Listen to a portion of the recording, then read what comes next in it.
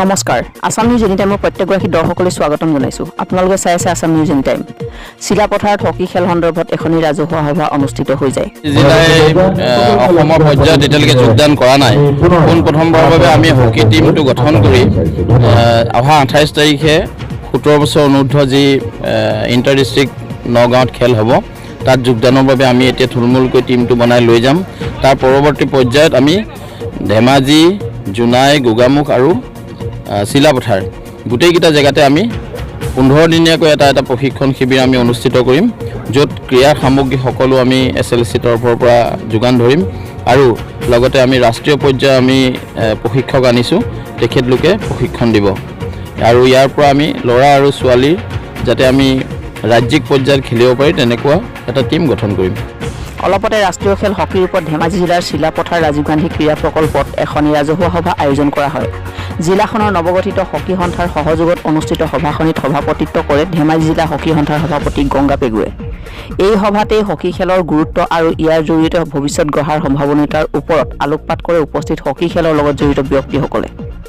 সভাখনিত অসম চৰকাৰৰ ছাত্ৰ আৰু যুৱ কল্যাণ ৰাজ্যিক পৰামৰ্শদাতা সমিতিৰ সদস্য সচিব গীতাৰ্থ গোস্বামী আৰু অসম হকি সন্থাৰ উপদেষ্টা ব্ৰজেন কাকতি উপস্থিত থাকে तो first of all thank you hockey Assam association कि उन्होंने मुझे अपॉर्चुनिटी दी कि मैं इन बच्चों को कोचिंग दूंगी ये अंडर 17 और अंडर 18 का 2 एज ग्रुप है तो ये 15 डेज़ का कैंप है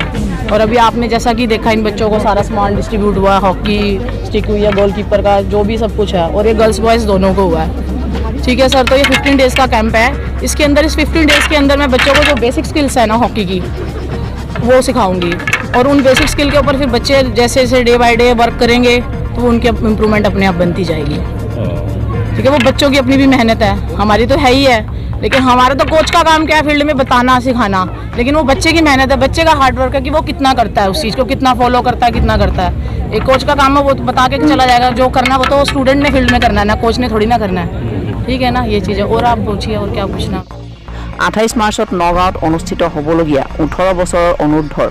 হকি খেলত জিলাখনৰ বিভিন্ন প্ৰান্তৰ নিৰ্বাচিত খেলুৱৈসকলে অংশগ্ৰহণ কৰিব বুলি জানিব পৰা গৈছে